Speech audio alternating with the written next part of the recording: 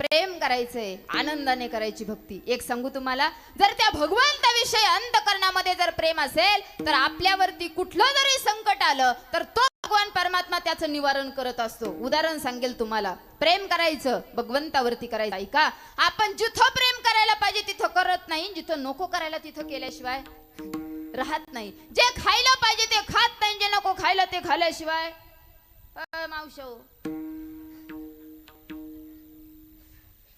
हे बघा, कीर्तनाचे नियम असतात. वैयक्तिक माझ्या कीर्तनाचा पहिला नियम, जेव्हा भजन चालू असेल तेव्हा दोन्ही हाताने टाळीने मुखाने गप्पा मारायच्या. दोन्ही हाताने टाळीने मुखाने, हा पहिला नियम. दुसरा नियम कीर्तनातला, विचारलेल्या प्रश्नांची उत्तर द्यायची, विनाकामाची बडबड करायची नाही.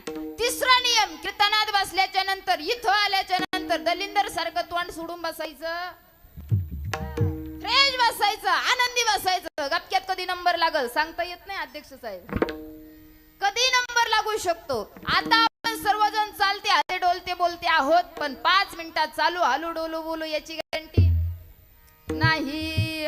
मी तुमच्या समोर बोलते मंगलताई, पण 5 मिनिटात मी सुद्धा बोलन याची गॅरंटी नाही.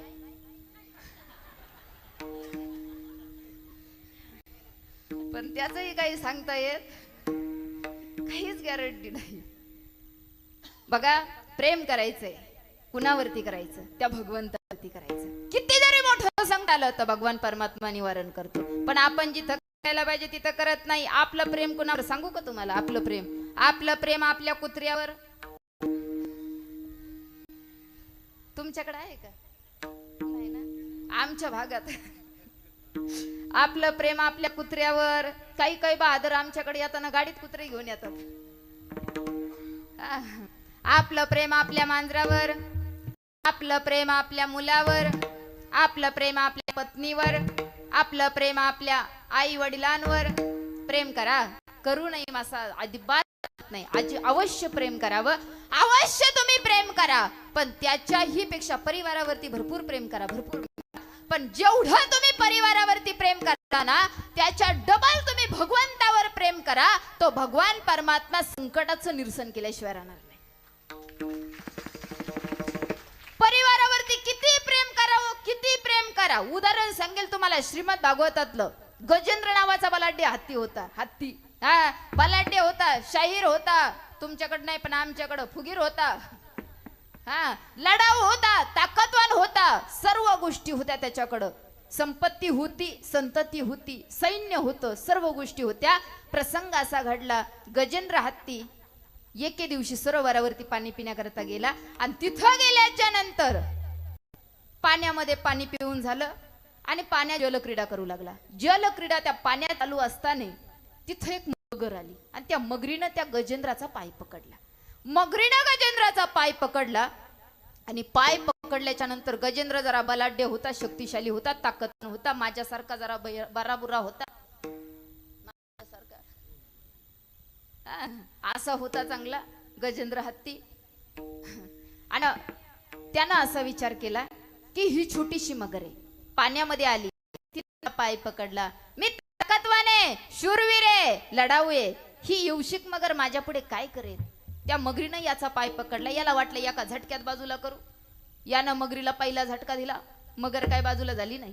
दुसरा झटका दिला, मगर बाजूला झाली नाही. तिसराही झटका दिला, मगर बाजूला झाली नाही. झटके देऊ लागला मगरीला, परंतु मगर काय त्याचा पाय सोडायला तयार नाही. मगरीनं पाय सोडला नाही. ह्यो बराच वेळ त्या मगरी सोबत लढला, पण मगरीनं काय याचा पाय सोडला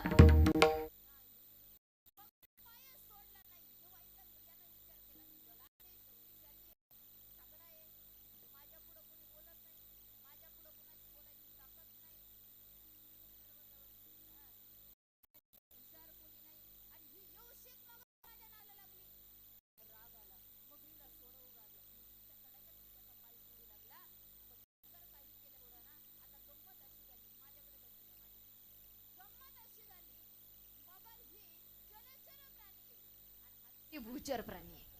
मगर जलचर प्राणी, हत्ती भूचर प्राणी आहे.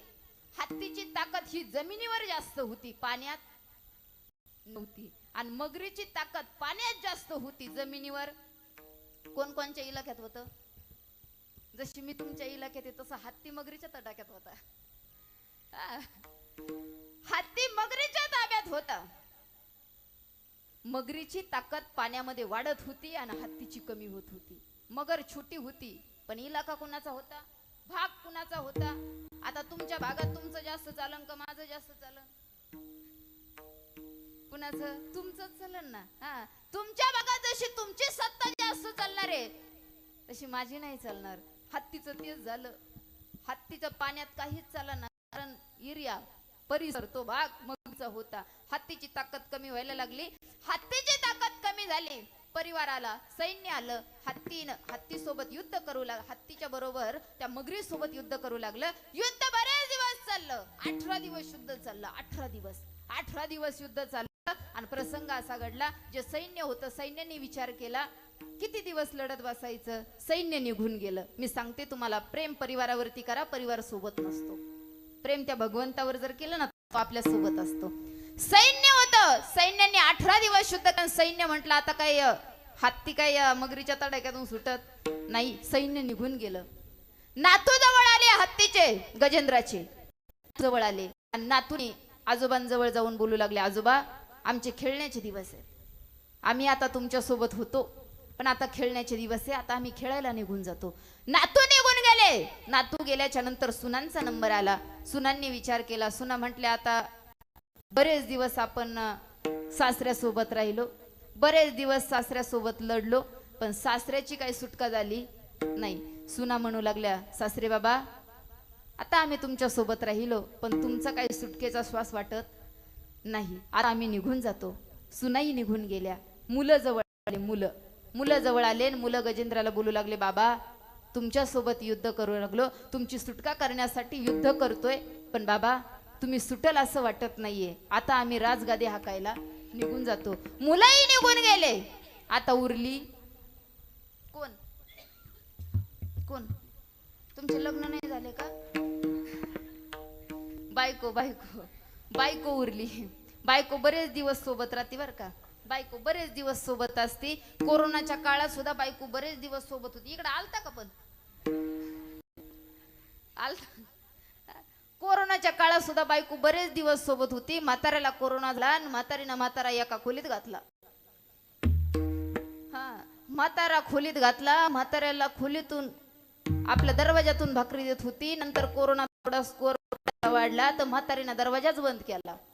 म्हातारीनं खिडकीतून भाकरी द्यायला सुरुवात केली. म्हाताऱ्याचा स्कोर अजून थोडा वाढायला लागला तर म्हातारीनं खिडकीच्या लांबून डुकून पाहायला सुरुवात केली. एके दिवशी तर म्हातारी म्हणजे आहेत का अजून? म्हातारी बरेच दिवस सोबत राहते. तशी गजेंद्राची म्हातारी, गजेंद्राची बायको सुद्धा बरेच दिवस सोबत होती. गजेंद्राची बायको सोबत राहिली पण शेवटी गजेंद्राची बायको सुद्धा वैतागली. ती म्हटली, स्वामी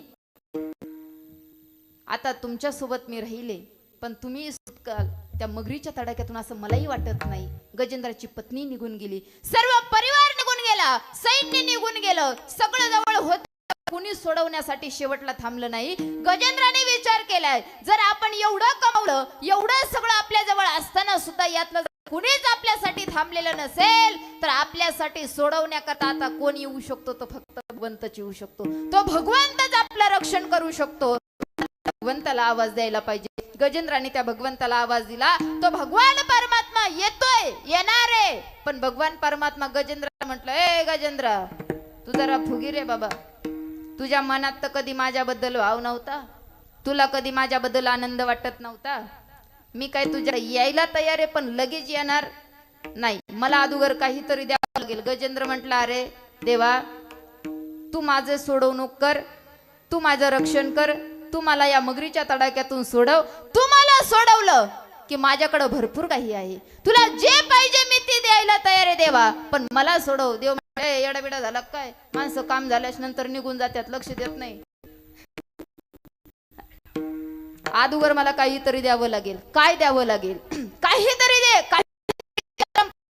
यमे भक्त्या प्रवेशती तदहं भक्ती परुतमशामी प्रयत्नात्मना. फळ फूल पान काहीतरी तुम्हाला दे, काहीतरी दे. गजेंद्र म्हटला, देवा काहीच नाही देण्यासाठी. अरे आहे तुझ्या जवळ काहीतरी आहे, आजूबाजूला बघ काहीतरी आहे. जवळ कमळाचं फूल होतं. कमळाचं फूल कमळाचं फुल गजेंद्राने तोडलं, भगवंताला अर्पण केलं आणि भगवान परमात्मा गजेंद्र रक्षण करण्याकरता आले. दृष्टांत संपला, सिद्धांत यातून फार गोड आहे की गजेंद्राला सुद्धा सगळं असताना शेवटी भगवंताला आवाज द्यावा लागला. मग तेवढं प्रेम आपण परिवारावरती करतो, त्याच्यापेक्षा जास्त प्रेम जर त्या भगवंतावर केलं तर तो रक्षण करल्याशिवाय राहणार नाही. विठ्ठल विठ्ठल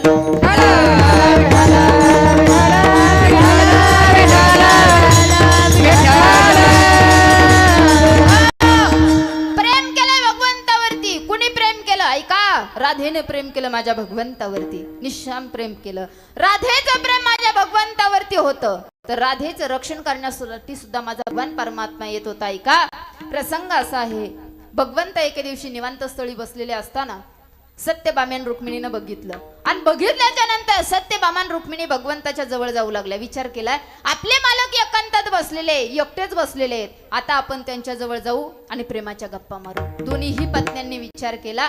दोन्हीही पत्न्या भगवंताच्या दिशेने जाऊ लागल्या. दोन्ही पत्न्या भगवंताच्या दिशेने जात आहे, भगवंताच्या जवळ जात आहे. भगवंत निवांत स्थळी एकटेच बसलेले आहे. दोघी भगवंताच्या जवळ जात असताना त्यांना भगवंताच्या मुखातून काहीतरी गुणगुणण्याचा आवाज येऊ लागला. सत्यभामान रुक्मिणी हळूहळू हळूहळू दबक्या पावलांनी मालकाजवळ गेल्या, आपल्या पतिदेवाजवळ गेल्या आणि तिथं जाऊन बघितलं तर भगवंत बोलत होते. राधे तेरे मिलन संग ही बहाना है. भगवंताच्या मुखातून वाक्य निघत होतं आणि सत्यभामेनं रुक्मिणीनं ऐकलं. कुणी ऐकलं? देवाच्या बायकांनी ना. देवाच्या बायकांनी राधेचं नाव हे भगवंताच्या मुखात ऐकल्याच्या नंतर एवढा आनंद झाला, एवढा आनंद झाला. सत्यभामान रुक्मिणी दोघीही महालात पळत गेल्या. तिकडं पंच आरतीचं ताट तयार केलं, भगवंताच्या समोर आल्या. कमून तर आपल्या मालकाच्या मुखामध्ये दुसऱ्या बाईचं नाव आहे. पंच आरतीचं ताट घेऊन मालकाच्या समोर आल्या आणि ववाळू लागल्या.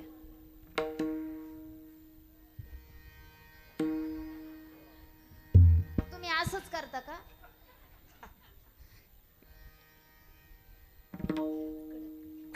असंच करता का तुम्ही? नाही ना, नाही. तुम्ही फक्त एवढंच म्हणून पाहायचं. काय सांग, एकच वाक्य, तुम्ही फक्त एवढंच म्हणायचं यांच्या समोर. अगं त्या खालच्या आळीचं तुकाराम आहे ना, तुकाराम. इथं नाही ना कुणी.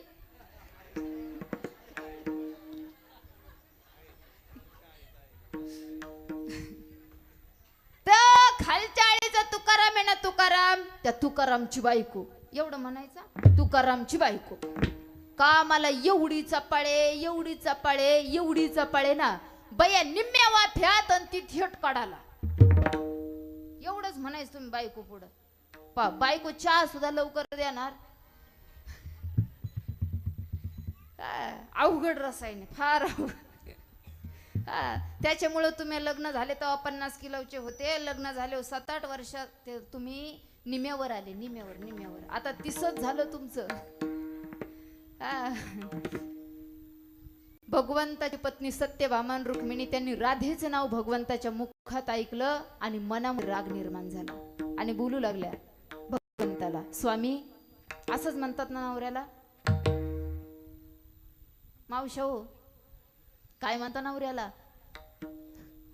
अहो काय म्हणता तुमच्याकडे, काय म्हणता मला माहिती, काय म्हणता सांगा मला एकदा.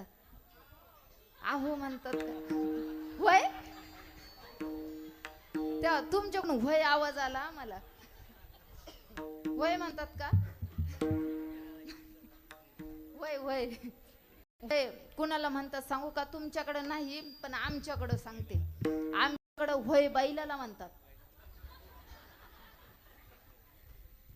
हा, बैलाला होय म्हणतात. तुमच्याकडे काय म्हणता?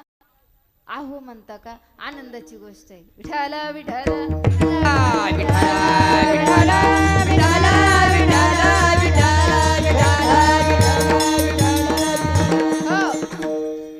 सत्यभामान रुक्मिणी भगवंताला बोलू लागल्या, स्वामी, तुमच्या मुखामध्ये ज्या राधेचं नाव आहे, कोण आहे ही राधा? कुठे राहते ही राधा? त्यावेळेस भगवंत बोलू लागले, राधा, माझी राधा बरसाण्याला राहते. काय करते तुमची राधा? माझी राधा माझं नाम मुखामध्ये घेते, बाकी काहीच करत नाही. पण कोण आहे ही राधा? त्यावेळेस भगवंताने सांगितलं, राधा, माझी अर्धांगिनी शक्ती भक्ती राधा आहे. काय सांगितलं? अर्धांगिनी शक्ती भक्ती राधा. आता अर्धांगिनी कुणाला म्हणतात? कुणाला? बायकोला. आता अर्धांगिनी म्हटल्याच्या नंतर यांचं जरा अजून डोकं थोडं गरम झालं. आणि डोकं गरम झालं आणि डोकं गरम झाल्याच्या नंतर त्या बोलू लागल्या अर्धांगिनी, पण पुढे शक्ती भक्ती शब्द आहे. हा, माझी शक्ती भक्ती राधा आहे. बरसाण्याला राहते माझी राधा. स्वामी, तुमची राधा बरसाण्याला राहते, तर आमच्या दोघींची इच्छा आहे, आम्हाला दोघींना पण त्या राधेला भेटण्याकरता जायचंय बरसाण्याला. जाऊ का? भगवंत बोलले हो जा. जातानी माझ्या नावात काही राधेला प्रसाद घेऊन जा. जा. सत्यभामा रुक्मिणी भगवंताचा निरोप घेऊन भगवंतात प्रसाद घेऊन राधेकडे निघाल्या. पण जात असताना सत्यभामेच्या राधेच्या मनामध्ये एकच, सत्यभामेच्या रुक्मिणीच्या मनामध्ये एकच विचार होता, राधेला भेटायला चाललोय ना. तर सत्यभामा रुक्मिणी विचार करत होत्या, ज्या राधेचं नाव आपल्या भगवंताच्या, आपल्या मालकाच्या मुखामध्ये आहे, एकदा त्या राधेकडे बघायचं, असं बघायचं की तिचा एकदाचा काटा काढून टाकायचा, म्हणजे जेणेकरून ती एकदाची मिली की आपल्या भगवंताच्या मुखामध्ये, आपल्या मालकाच्या मुखामध्ये त्या राधेचं नाव येणार नाही. सत्यभामेचा आणि रुक्मिणीचा पक्का प्लॅन ठरला की राधेला भेटायला जायचं आणि तिला मारून टाकायचं. मग मारण्यासाठी काय करायचंय? भगवंताने तर प्रसाद सांगितलाय. काय प्रसाद न्यायचा? दोघींना युक्ती सुचली. गरम गरम उकळत दूध केलं. उकळतं दूध, गरम गरम उकळतं दूध केलं आणि ते गरम गरम उकळतं दूध एका खापराच्या भांड्यात भरलं आणि ते खापराचं भांड घेऊन सत्यभामा आणि रुक्मिणी बरसाण्याला गेल्या. बरसाण्याला गेल्याच्या नंतर राधेच्या महालात गेल्या. पहिल्या दरवाजाजवळ गेल्या. अतिशय सुंदर स्त्री होती त्या ठिकाणी, अतिशय सुंदर. यांच्या मनामध्ये विचार होता की जी ही दरवाजामध्ये सुंदर स्त्री आहे ही राधा असायला पाहिजे, कारण भगवंताच्या मुखामध्ये ज्या राधेचं नाव आहे ती राधा निश्चित आपल्या दोघींपेक्षा दिसायला सुंदर असायला पाहिजे. यांच्या मनामध्ये तेवढाच निश्चय होता. त्यांनी ती सुंदर स्त्री बघितली. सुंदर स्त्री बघितली आणि स्त्री बघितल्याच्या नंतर यांच्या मनामध्ये विषय आला, राधा असायला पाहिजे. ह्या तिच्या जवळ गेल्या आणि तिला बोलल्या, जय हरी. दाशी म्हटली, मी नाही. तुम्ही ज्यांना भेटण्याकरता आल्यात ना त्या आतमध्ये आहे, मी त्यांची दाशी आहे. यांनी दाशी एवढी सुंदर बघितल्याच्या नंतर या निम्म्या पंचर झाल्या.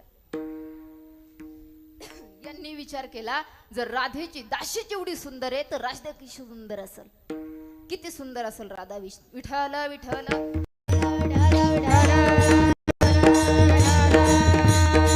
दाशी होती, तिच्याही पेक्षा सुंदर दाशी 2 नंबरच्या दरवाजाला होती. यांनी ती दाशी बघितल्याच्या नंतर यांना असं वाटलं की बाहेर राधा नव्हती, बाहेर दाशी होती. आता ही राधा असायला पाहिजे. सुंदर होती, अतिशय सुंदर होती. यांनी ती दाशी बघितल्याच्या नंतर 2 नंबरच्या दरवाजाची दाशी बघितल्याच्या नंतर तिला जय हरी घातला. ती म्हटली, आहा, तुम्ही ज्यांना भेटण्याकरता आल्यात त्या आतमध्ये. यांची हवाच गेली, या आकाश पंचर झाल्या. त्यांनी विचार करू लागले डबल की तर दाशी एवढ्या सुंदर असेल तर राधा किती सुंदर असेल. सर्व दरवाजे पार मध्ये गेल्या आणि आतमध्ये गेल्याच्या नंतर राधेच्या महालात गेल्या. गरम गरम उकळलेलं दूध हातामध्ये आहे.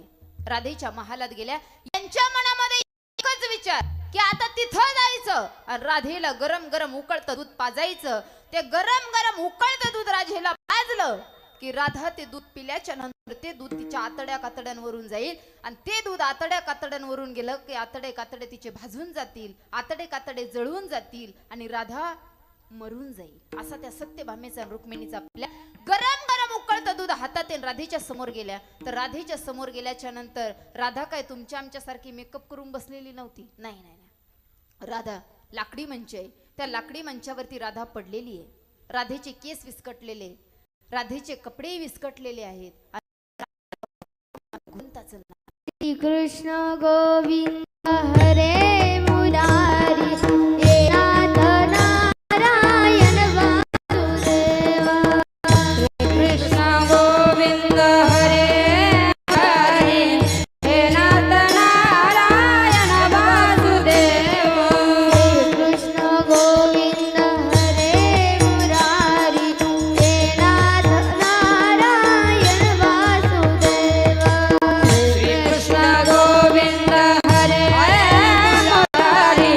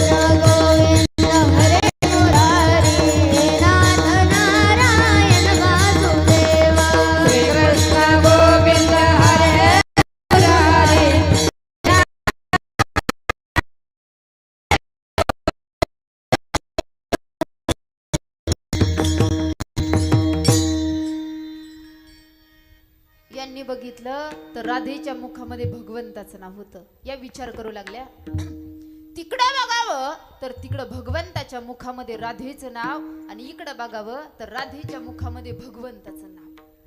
जसं जसं बोलते तसं तसा आवाज खाली येऊ राहिलाय.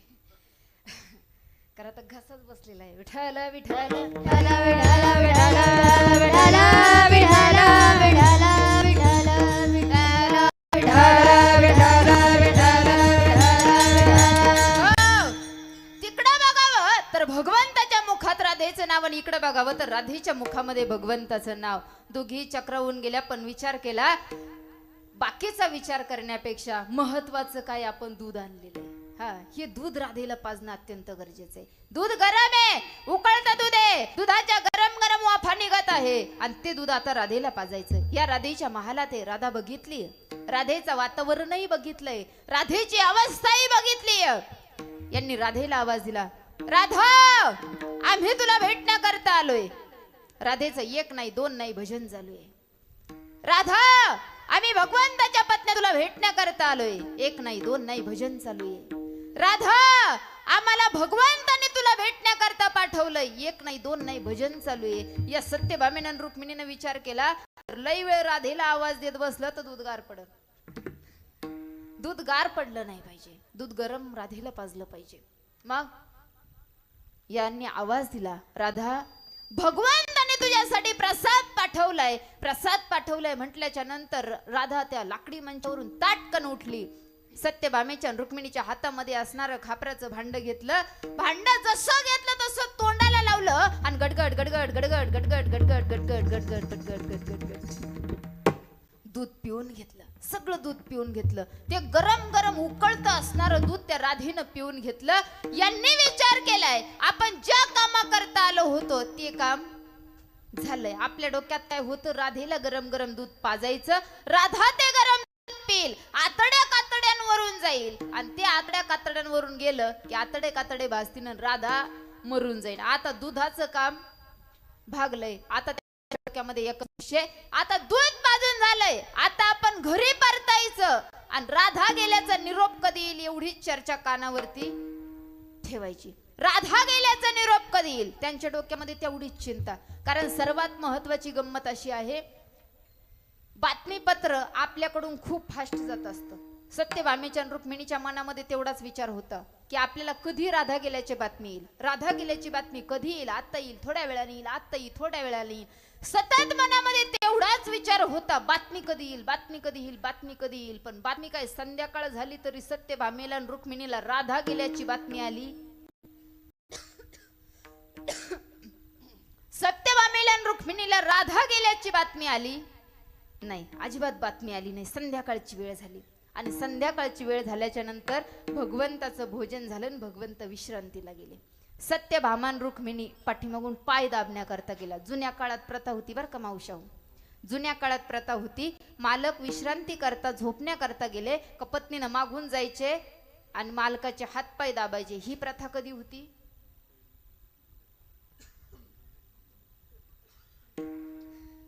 कधी होती? जुन्या काळात. आता आता आता उलट व्हायला बसलं. आता झेंडूबामची बाटली घ्यायची, फासा फासा डोक्याला फासायची, आणि पदर घ्यायचा आणि कच्चून आवळून बांधायचा, आणि वरून म्हणायचं, ये माय लय डोकं दुखतंय व. तुमच्या नामच्या भाषेत जरा चांगलाच बदल पडतो. सत्यभामा रुक्मिणी भगवंताचे पाय दाबण्याकरता गेल्या. भगवंताचे पाय दाबून झाले, आणि भगवंताचे पाय दाबून झाल्याच्या नंतर आता तळ पायाला तेल लावायचे. सत्यभामेनं रुक्मिणीनं हातावरती तेल घेतलंय. भगवंताच्या तळ पायाला तेल लावणारे, भगवंताच्या तळ पायाला तेल लावणारे, तर हातावरचं तेल ते हात भगवंताच्या तळ पायाला लावायचे. तर सत्यभामेच्या रुक्मिणीच्या हाताला भगवंताचे तळ पाय न लागता भगवंताच्या पायाला आलेले मोठाले फोड लागले. त्यावेळेस सत्यभामा रुक्मिणी भगवंताला बोलू लागला, स्वामी उन्हात जाताना कमीत कमी पादत्राणे तरी घालायचे ना. भगवंत म्हटले, उन्हात गेलोच नाही, पादत्राणे घालायचा संबंध आला नाही. स्वामी जर उन्हात गेला नसाल तर तुमच्या पायाला एवढे मोठाले फोड आलेत कसे? त्यावेळेस भगवंत विचारू लागले, सत्यभामा, रुक्मिणी, खरं सांगा आज कुठं गेल्या होत्या? स्वामी बरसाण्याला गेलो होतो, राधेला भेटण्याकरता गेलो होतो. भेटली का राधा? हो भेटली ना. बर, मग काय झालं तिथं गेल्याच्या नंतर? स्वामी, तुम्ही सांगितल्याप्रमाणे आम्ही तुमच्या नावाचा प्रसाद त्या राधेला घेऊन गेलो. काय प्रसाद होता? दूध होतं. कसं दूध होतं? गरम गरम दूध होतं. सत्यभामा आणि रुक्मिणी बोलू लागल्या, स्वामी, आम्ही तुमच्या पायाला फोड का आली हे विचारलं, राधेला दूध गरम गरम पाजलं हे नाही विचारलं. काय म्हटल्या? आम्ही राधेला गरम गरम दूध पाजलं हे नाही विचारलं स्वामी तुम्हाला. स्वामी, तुमच्या पायाला फोड आले ते कारण विचारलं. त्यावेळेस भगवंत बोलू लागले, का ग, तुम्हाला तेच मला उत्तर सांगायचं, पण तुम्ही मला खरं सांगा, राधेला गरम गरम दूध तुम्ही पाजलं? हो पाजलं ना स्वामी, राधेला गरम गरम दूध पाजलं. त्यावेळेस भगवंत बोलू लागले, तुम्ही जे दूध राधेला पाजलं ना, गरम गरम दूध, जे गरम गरम असणार दूध तुम्ही राधेला पाजलं, ते दूध राधा पिली. तुमच्या मनामध्ये विचार होता की हे गरम गरम दूध राधा पिल. राधा पिल्याच्या नंतर ते दूध तिच्या आतड्या कातड्यांवरून जाईल. त्या गरम दुधानं तिच्या आतडे कातडे भाजतील आणि एकदाची राधा मरून जाईल. तुमच्या मनामध्ये विचार होता, पण तसं झालं नाही ग. ऐका, प्रसंग असा घडला, ते गरम गरम दूध राधा पिली. राधेनं ते दूध पिऊन घेतल्याच्या नंतर ते दूध तिच्या हृदयावरून गेलं आणि ते दूध तिच्या हृदयावरून गेलं. पण गंमत अशी आहे, त्या राधेच्या हृदयामध्ये माझे चरण आहेत. काय? त्या राधेच्या हृदयामध्ये माझे चरण असल्या कारणानं ते गरम गरम दूध राधा पिली, पण ते तिच्या आतड्या कातड्यांवरून न जाता ते गरम गरम दूध माझ्या चरणावरून गेलं. तुम्ही जे राधेला गरम दूध पाजलं ना, त्या गरम दुधाचा परिणाम म्हणजे माझ्या पायाला आलेले. दृष्टांत संपला. सिद्धांत फार गोड आहे. जर राधेचं प्रेम भगवंतावरती एवढं होतं का नव्हतं?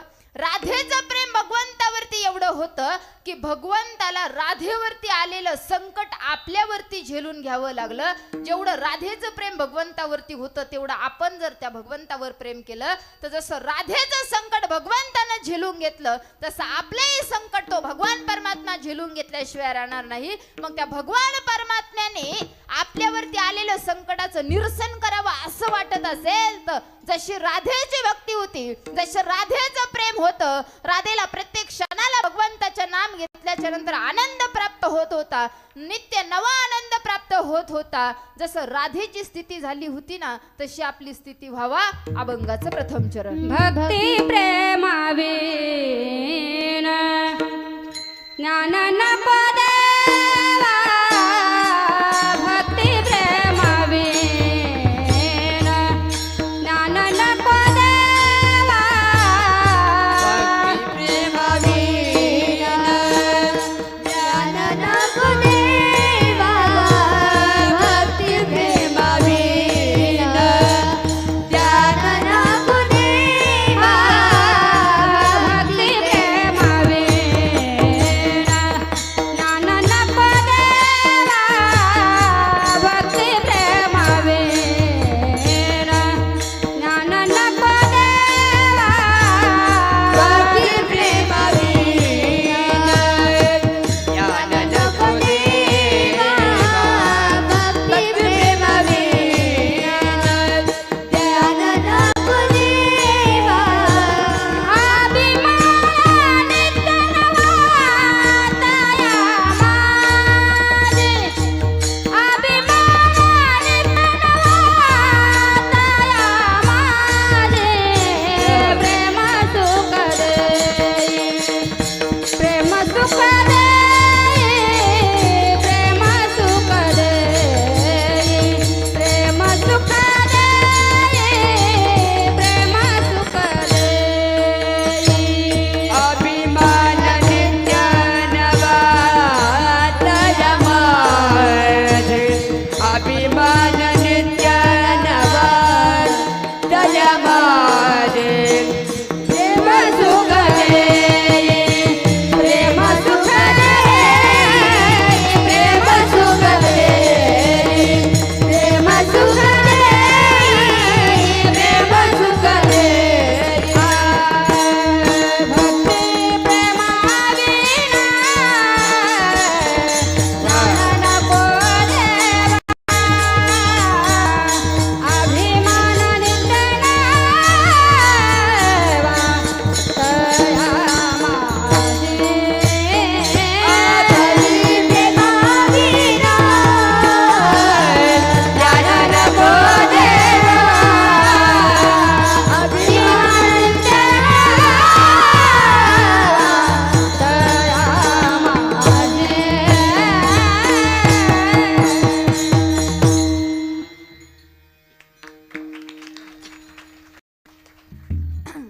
गोड आवाज आहे आमच्या मंगलताईचा, अति उंच गातात त्या.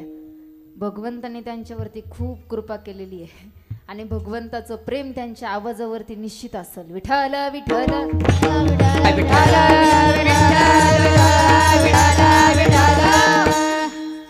जसं राधेचं प्रेम त्या भगवंतावरती होतं असं आपलंही प्रेम त्या भगवंतावरती पाहिजे. पण आपलं प्रेम टिकत नाही हो, आपलं प्रेम टिकत नाही. आपलं प्रेम एका ठिकाणी नाही, अजिबात नाही. प्रेम टिकतही नाही आणि एका ठिकाणी स्थिर पण नाही.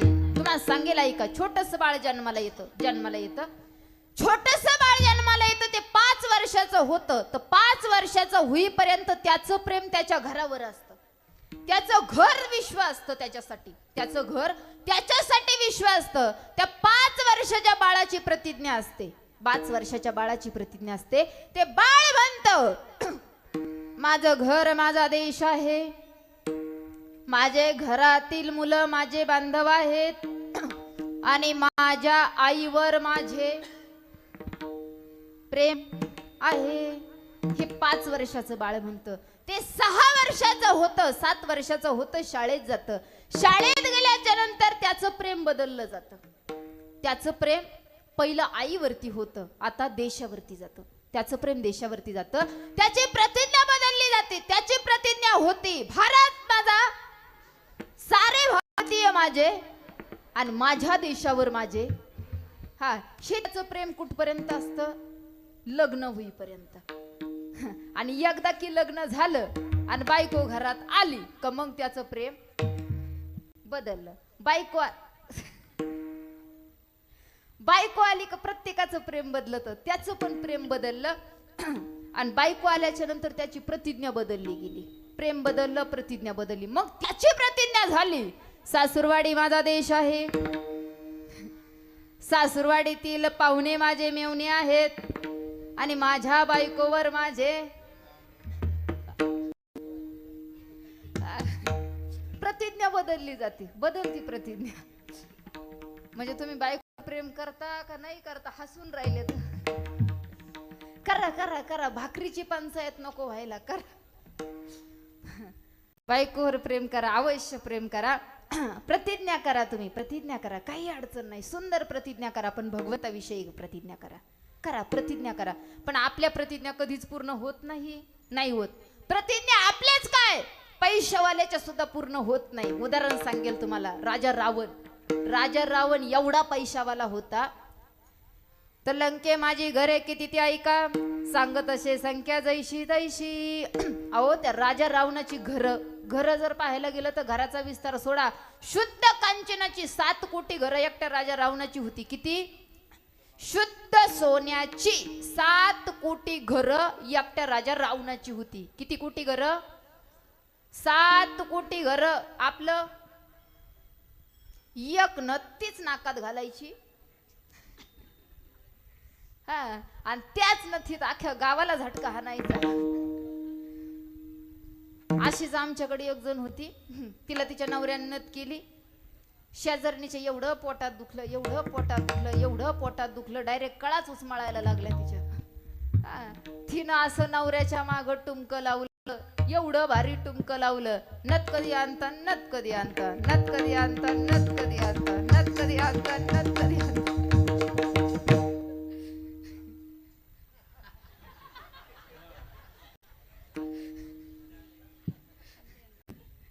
झालंय का? जमलं मग. बायकोनं नवऱ्याच्या मागं टुमकं लावलं, तुम्ही लाविता का?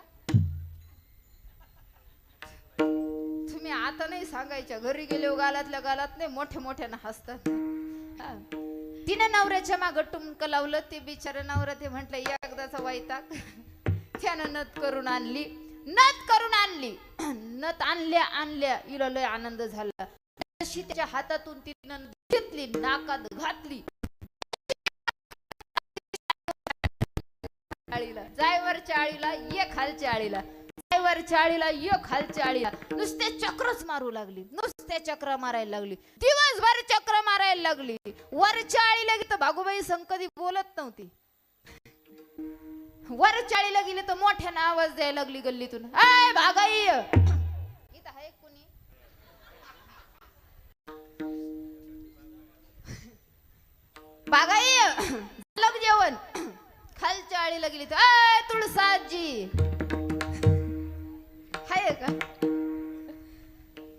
झोपली का नाही अजून? आय गंगा काकू जेवली का नाही? कधी बोलत नाही, त्यांना आवाज द्यायला लागली. दिवसभर नुसती चक्र मारायची, नाकात नथीला झटका, ही गल्ली ती गल्ली, ही गल्ली ती गल्ली. दिवसभर नुसती गल्ली गल्ली गल्ली गल्ली हिंडली, पण दिवसभर हिंडली, तिला कुणी विचारलं नाही का नथ कधी केली. कुणीच विचारलं नाही. लय राग आला तिला, लय राग आला. आणि राग आला, त्या रागाच्या भरात संध्याकाळची वेळ झाली होती, तुरळक अंधार पडायला लागला. आणि त्याच रागाच्या भरात गावाच्या बाहेर गेली. गावाच्या कडाला एक मोठी गवताची गंजी होती. जशी गेली जाताना काडीची पेटी मात्र सोबत घेऊन गेली. जशी गेली तशी काडीच्या पेटीतून काडी काढली, काडी वडली. आपल्याला चांगली जमती. जशी काडीच्या पेटीतून काडी काढली, काडी वडली, तशी गंजी टाकली. आता गंजीत टाकल्याच्या नंतर गंजी धडा पिटली. गंजी पेटली. आणि गंजी पेटल्याच्या नंतर गावातल्या लोकांनी पाहिलं. गावातले लोक मग कोण हांडा घेऊन पाण्याचा, कोण बादली घेऊन, कोण कॅन घेऊन, कोण किटल्या घेऊन, कोण पातीले घेऊन, जे ते ज्याच्या त्याच्या पद्धतीनं पाणी घेऊन ती गंजी विजवाय करता पळायला लागलं. अख्खं गाव गोळा झालं, अख्खं गाव गोळा झालं. आणि वरच्या आळीची 80 वर्षाची म्हातारी ती पण आली. काठी टिकीत काठी टिकीत काठी टिकीत म्हातारी आली, पण जाळाजवळ काय गेली. म्हातारीनं विचार केला, लई पुढे जावं, कोणाचा धक्का लागला तर. म्हातारी मग मागच थांबली. म्हातारी माग थांबली, पण थांबताना जिच्या नाकात नथ होती का तिच्याच जवळ थांबली. नथीवाली जवळ म्हातारी थांबली. आणि म्हातारीनं इकडे इकडे पाहिलं आणि तिच्याकडे वर पाहिलं. आणि वर पाहिल्याच्या नंतर मग म्हणे, का ग समुद्रे, कधी नथ केली? ही म्हंटली, म्हातारडे, दुपारी तो याकडे आले होते, तेव्हा जर विचारलं असतं तर गवताची गंजी पेटली असती का? म्हणजे आपल्याकडे येवसक सोनं असतं तर आपण त्याच्यावर उड्या हाणतो. राजा रावणाकडे शुद्ध कांचनाची म्हणजे शुद्ध सोन्याची 7 कोटी घरं होती. राजा रावणाकडं राजा रावणाची संपत्ती आगाध होती आणि संतती सुद्धा आगाध होती. राजा रावणाला 80,000 बायका होत्या. किती होत्या? 80,000. तरी धष्टपुष्ट रावण होता. 80,000 बायका होत्या तरी धष्टपुष्ट रावण होता. तुम्हाला एकच राजा हो, ती नाही वरगाड्या उघड्या केले.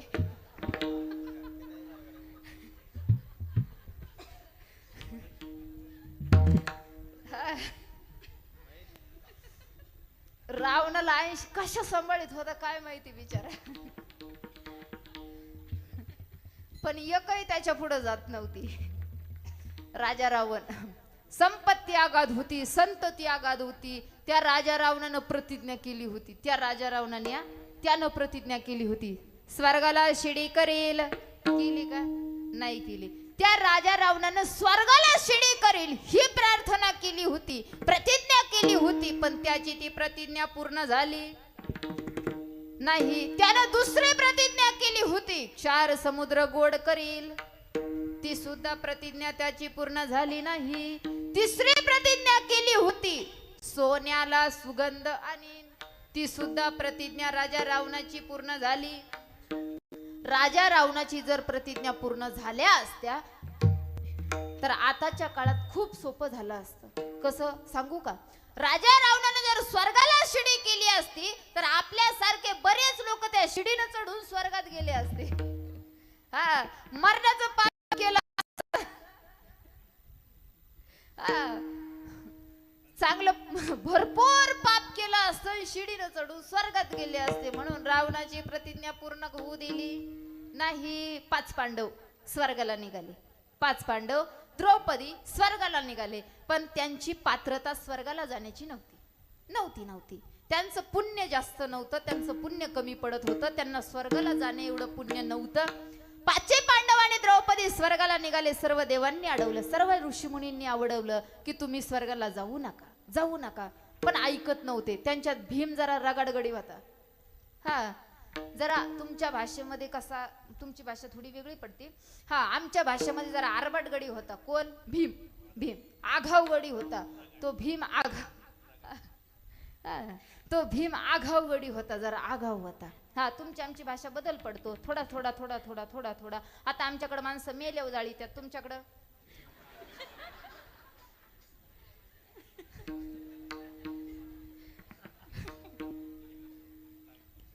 तुमच्याकडे कधी जीव गेल्यावर करा. हा, थोडा बदल आहे, थोडा बदल.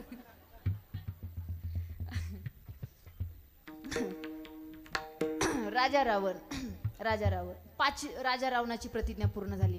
5 पांडव स्वर्गाला निघाले. सगळे देव देवता त्यांना अडवू लागले, पण ते भीम काय ऐकायला गेला. भीम म्हणायचा, आहा जमायचं नाही, स्वर्गाला जाणार.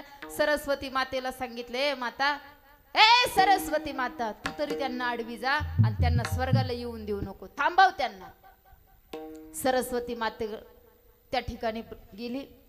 खालून खडकातून सरस्वती माता वर आली. तुम्ही बद्रीनाथच्या तिथं जर गेलात ना, बद्रीनाथला जे जे गेलेत त्यांनी बघा, सरस्वती मातेचा उगम खालून खडकातून आहे. सर्व नद्यांचा उगम वरून आहे आणि सरस्वती मातेचा खालून आहे. सरस्वती मातेचा उगम खालून आहे. सरस्वती माता तिथं खालून खडकातून प्रगट झाली आणि ह्या 5 पांडवांना आडवी गेली. आता आडवी गेल्याच्या नंतर भीमदादा म्हटलं, ए सरस्वती माता बाजूला होय, आम्हाला जागा दे, आम्हाला स्वर्गाला जायचंय. सरस्वती माता म्हटली, नाही नाही, मी तुम्हाला जागा देणार नाही. मी जागा देण्याकरता आडवी झालेली नाहीये, तुम्हाला थांबवण्याकरता आडवी झाली. भीमदादाला राग आला. भीमदादानं मोठी शिळा घेतली, सरस्वती मातेवर आणून टाकली. हा, रस्ता केला, पुढे निघाले, पण पुण्य कमी असल्या कारणानं थोड्या अंतरावर गेले.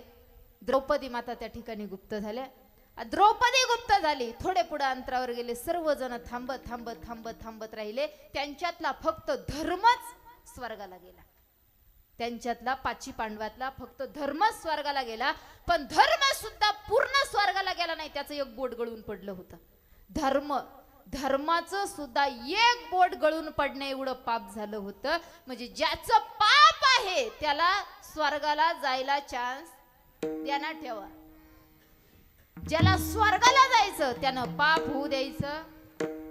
जर रावणानं स्वर्गाला शिडी केली असती तर तुम्ही आम्ही सगळे निघाले असते. एखादं पटकन वर चढला असतं तर दुसऱ्यानं खाली वडून घेतला असतं, त्यो वर चढा असता. म्हणून ती प्रतिज्ञा पूर्ण झाली नाही. 4 समुद्र गोड झाला नाही.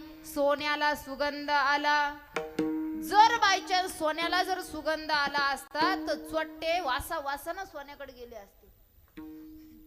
ज्याच्या घरात जास्त सोनं चोट्टे वासानं तिकडे गेले असते, सोनं चोरून आणलं असतं. आता तुमच्याकडं कशी परिस्थिती माहिती नाही, पण आमच्याकडे सध्या खूप भयानक परिस्थिती आहे. चोट्टे येतात, जेवढं आहे तेवढं घेतात, एवढे मारित्यात हातपाय मोडूनच जातात. आमच्याकडं फार वातावरण कठीण आहे, फार डेंजर वातावरण आहे. येणार, जेवढं पाहिजे तेवढं घेणार आणि हातपाय मोडून जाणार. त्यांना सगळं जरी काढून दिलं तरी ते ठोकल्याशिवाय जात नाही, कमवून जात नाही, तेच कळाना गेलंय. हा, हाणून मारून जातात ते. बरं, त्यांचं टायमिंग रात्री 12च्या पुढे नाहीये, 7-7:30लाच चालू करतात. अवघड परिस्थिती आहे. जर सोन्याला सुगंध आला असता तर चोट्ट्यांना सोपं झालं असतं. कारण आपली भारत भूमी फार हुशार भूमी आहे, फार हुशार भूमी. आपल्या भारताच्या कोणी नादी लागत नाही, त्याच्यामुळं अजिबात नाही. आपल्या भारतात जेवढं टॅलेंट तेवढं कोणत्याच देशाकडे नाहीये. जेवढं टॅलेंट आज भारतात आहे ते टॅलेंट कोणत्याच देशाकडे नाहीये. त्याच्यामुळं भारताला माता म्हणतात. काय म्हणतात? भारत माता. दुसऱ्या देशाला म्हटलेलं ऐकलं का? आफ्रिका माता,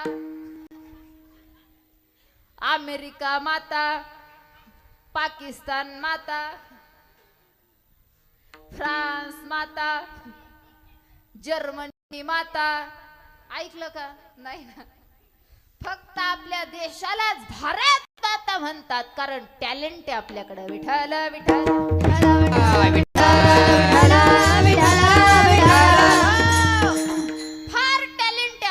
फार टॅलेंट आहे. तुम्हाला दृष्टांत सांगते. जपानने एक मशीन काढली चोर पकडायची. जपानने ती चोर पकडायची मशीन काढली. त्या मशीनीनं तयार केल्याच्या नंतर 1 तासामध्ये 100 चोर पकडले. जपानने त्या मशीनीनं, त्या चोर पकडायच्या मशीनीनं 1 तासात 100 चोर पकडले. तीच मशीन अमेरिकेवाल्यांना आवडली. अमेरिकेनं ती मशीन आणली. त्यांनी 1 तासात 200 चोर पकडले. जपानमध्ये त्या मशीनीनं 100 चोर पकडले. अमेरिकेत चोर पकडायची मशीन आणल्याच्या नंतर त्या मशीनीनं अमेरिकेत 200 चोर पकडले. ती मशीन भारताला आवडली. भारतानं ती मशीन भारतात खरेदी करून आणली तर तासाभरात मशीनच चोरीला गेली. भारत फार टॅलेंट देश आहे, फार टॅलेंट. म्हणून प्रेम करा. कुणावर करा? भगवंतावर करा. भगवंतावर प्रेम करा. जर त्या भगवंतावर प्रेम केलं तर तो भगवान परमात्मा आपलं रक्षण केल्याशिवाय राहणार नाही, आपल्याला सुखाची प्राप्ती करून दिल्याशिवाय राहणार नाही, समाधानाची प्राप्ती करून दिल्याशिवाय राहणार नाही. मग ते प्रेम बघायचंय, त्यातला आनंद बघायचाय. आणि भगवंता जर जवळ गेलात ना तर तो भगवान परमात्मा आपल्याला प्रेम सुख दिल्याशिवाय राहणार नाही. अभंगाचा दुसरा चरण. प्रेम सुख दे, प्रेम सुख दे, प्रेम सुख दे, प्रेम सुख दे, प्रेम सुख दे, प्रेम सुख दे, प्रेम सुख दे, प्रेम सुख दे, प्रेम सुख दे, प्रेम सुख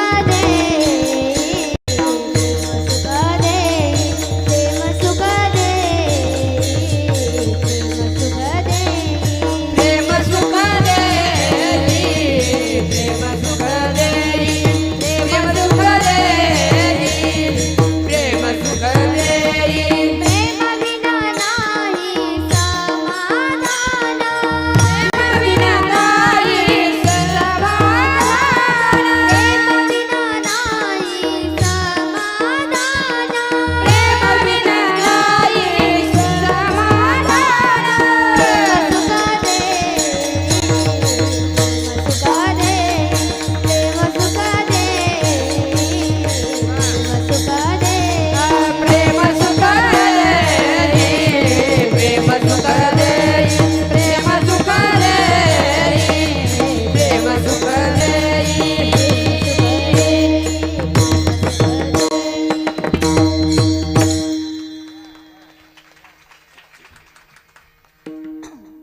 प्रेम सुख देई, प्रेम सुख देई, प्रेमाविन नाही समाधान. कोणतं प्रेम? तर ते भगवंत विषयी असणारं प्रेम. त्या भगवंतावरती प्रेम करा. तो भगवान परमात्मा रक्षण केल्याशिवाय राहणार नाही. पण त्या भगवंतावरती प्रेम करण्याच्या अगोदर तो भगवान परमात्मा सांगतो मला सुद्धा तुम्ही आवडता, मला सुद्धा तुम्ही आवडता. पण कोण आवडतो त्या भगवान परमात्माला? तुळशी माळ गळा, गोपी चंदन टिळा, हृदय कळवळा वैष्णवांचा. ज्याच्या गळ्यामध्ये पवित्र तुळशीची माळ आहे, ज्याच्या कपाळाला गोपी चंदनाचा टिळा आहे, तो भगवंताला आवडतो.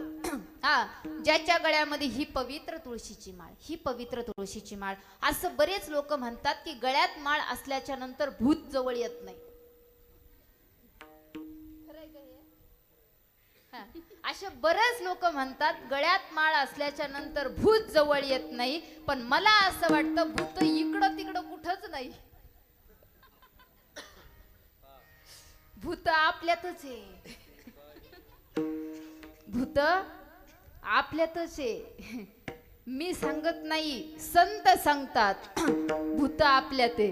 भूत जबर मोठ ग बाई, भूत जबर मोठ ग बाई, भूत जबर मोठ ग बाई, भूत जबर मोठ ग बाई, भूत जबर मोठ ग बाई, भूत जबर मोठ ग बाई, भूत जबर मोठ ग बाई, भूत जबर मोठ ग बाई, भूत जबर मोठ ग बाई, भूत जबर मोठ ग बाई, भूत जबर मोठ ग बाई, जबर मोठ ग बाई, भूत जबर मोठ ग बाई, भूत जबर मोठ ग बाई, भूत जबर मोठ ग बाई, भूत जबर मोठ ग बाई, भूत जबर मोठ बाई, भूत जबर मोठ बाई, भूत जबर मोठ बाई, जबर मोठ बाई, भूत जबर मोठ ग बाई, भूत जबर मोठ ग बाई, भूत जबर मोठ ग बाई, भूत जबर मोठ ग बाई, भूत जबर मोठ ग बाई, भूत जबर मोठ ग बाई,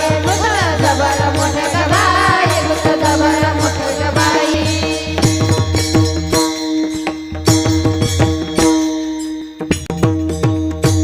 हा, भूत आपल्यात आहे, आपल्यात आपल्यात. दुसरा पुरावा देऊ का तुम्हाला भूताचा? दुसरा ऐका, आपल्यातले भूत. दुसरा पुरावा, विठ्ठल विठ्ठल विठ्ठल विठ्ठल विठ्ठल विठ्ठल विठ्ठल विठ्ठल विठ्ठल हो, दुसरा पुरावा देते मी तुम्हाला. भगवान शिवजीचं लग्न होतं आणि भगवान शिवजीच्या लग्नामध्ये भगवान शिवजीची वरात निघाली. आता भगवान शिवजीची वरात निघाली तर भगवान शिवजी पुढं कोण नाचत होतं?